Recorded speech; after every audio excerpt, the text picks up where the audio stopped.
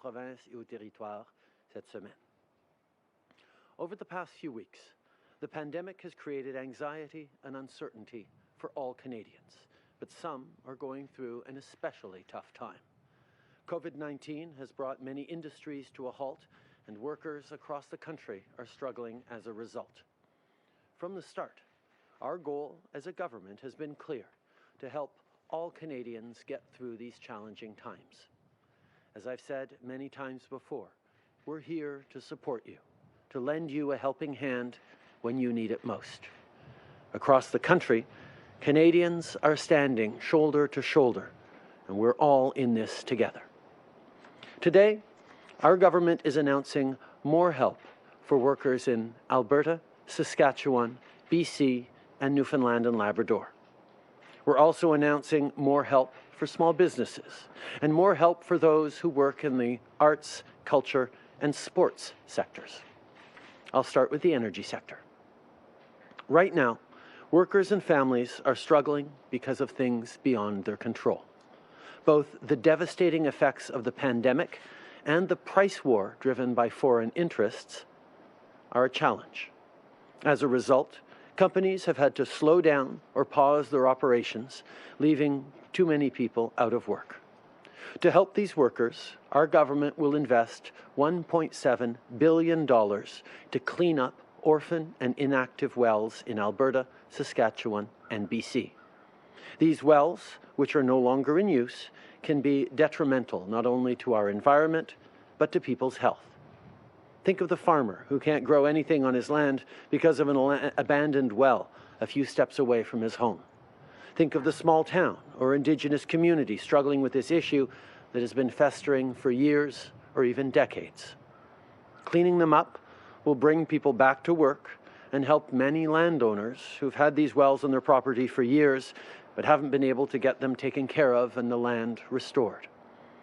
Our goal is to create immediate jobs in these provinces while helping companies avoid bankruptcy and supporting our environmental targets. In Alberta alone, these investments will maintain 5,200 jobs. We've listened to the concerns of landowners, municipalities, and Indigenous communities who want to make sure that the polluter pay principle is strengthened and that their voices are heard. I want to thank the Government of Alberta for working with us and listening to their concerns. Our government will also establish a $750 million emission reduction fund with a focus on methane to create and maintain jobs through pollution reduction efforts. This includes $75 million to help the offshore industry cut emissions in Newfoundland and Labrador. This fund will primarily provide repayable contributions to firms to make them more competitive, reduce waste and pollution, and most importantly, protect jobs. Right now, many energy firms are experiencing a cash crunch, so they don't have the funds to invest in technologies to reduce emissions or fix methane leaks. Today's announcement will allow for this kind of work to be done and create jobs people need during this difficult time. Through the wells and methane initiatives, we estimate that we will maintain roughly 10,000 jobs across the country. Just because we're in a health crisis doesn't mean we can neglect the environmental crisis. We're also working with BDC and EDC to expand credit support for at-risk medium-sized energy companies so they can maintain operations It's 21 and keep hours. their employees. Notre gouvernement va investir 1,7 milliard de dollars pour nettoyer les puits orphelins et abandonnés en Alberta, en Saskatchewan et en Colombie-Britannique. Le but, c'est de créer des emplois pour les travailleurs du secteur énergétique, éviter que les entreprises fassent faillite et appuyer nos cibles en matière d'environnement. Ces puits, qui ne sont plus utilisés pour produire du pétrole, peuvent présenter des risques non seulement pour notre environnement, mais pour notre santé. En les nettoyant, on va créer des emplois pour les travailleurs. On va aussi aider les gens qui ont ces puits désuets sur leur terrain depuis des années, mais qui n'arrivent pas à s'en débarrasser. On prévoit que ces fonds vont maintenir près de 5 200 emplois en Alberta seulement.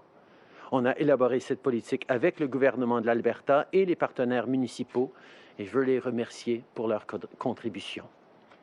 Notre gouvernement va aussi mettre sur pied un fonds de 750 millions de dollars de réduction des émissions qui va mettre l'accent sur la pollution causée par le méthane pour créer et maintenir des emplois.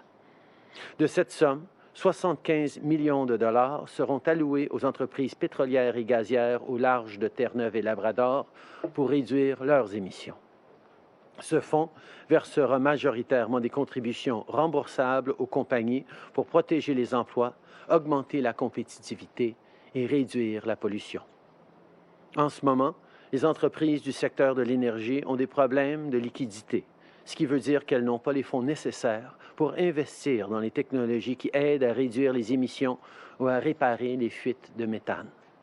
L'annonce d'aujourd'hui va permettre aux entreprises de réaliser ces travaux tout en créant des emplois pour les travailleurs durant cette période difficile. Cette crise de santé publique ne doit pas nous empêcher d'agir pour contrer la crise climatique en même temps. Avec l'initiative pour nettoyer les puits et ce fonds pour réduire les émissions, on estime qu'environ 10 000 emplois seront maintenus.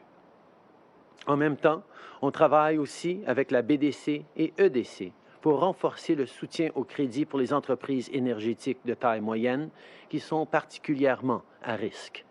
Encore une fois, l'objectif, c'est de permettre aux entreprises de poursuivre leurs activités pour garder leurs employés.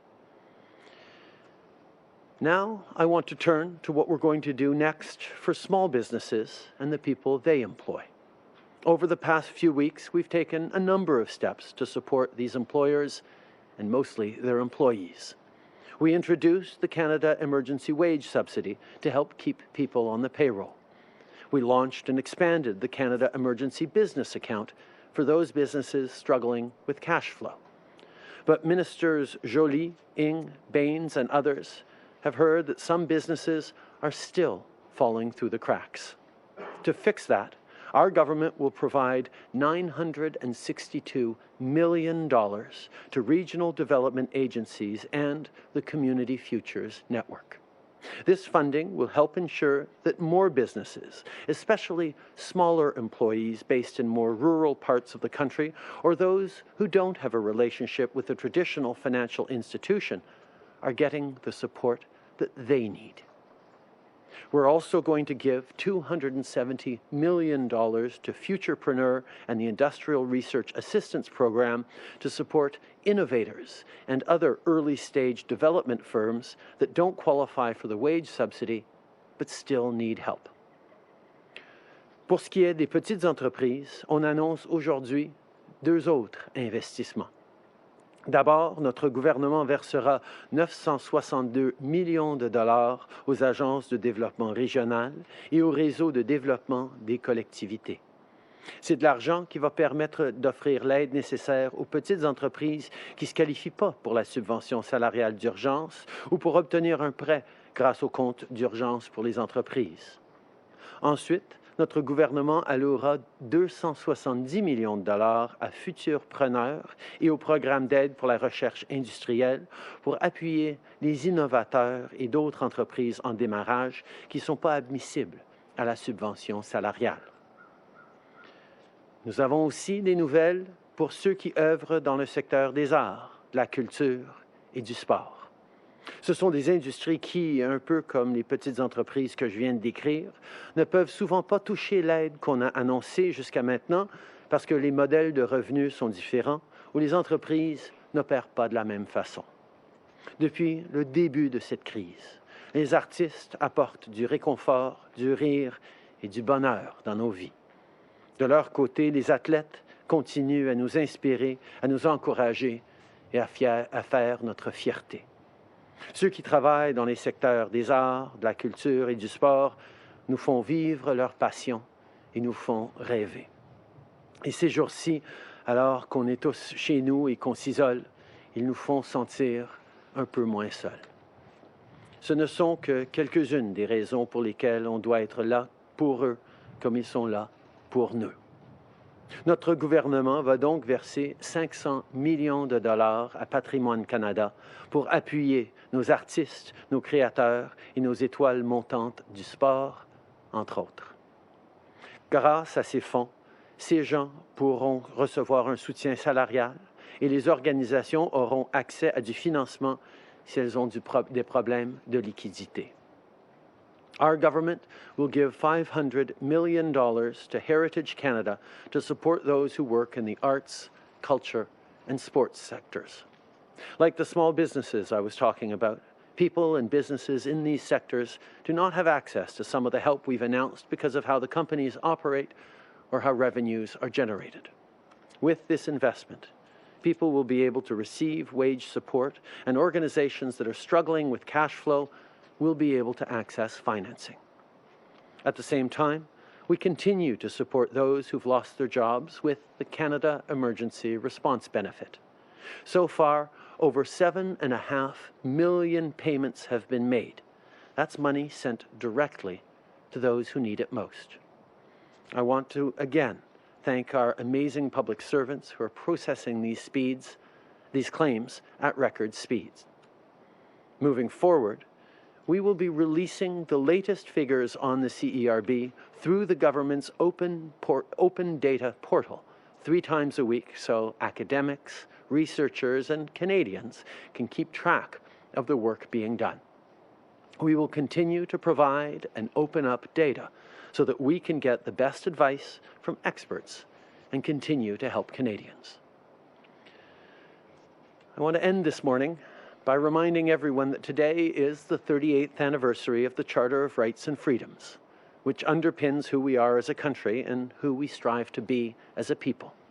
It protects the right of each and every one of us to be who we are, to worship how we want, to love whom we love. At the heart of the Charter is the notion of choice, that we can choose the kind of life we want for ourselves. As our country confronts this pandemic, I'm especially grateful that Canadians have chosen to protect each other and care for one another.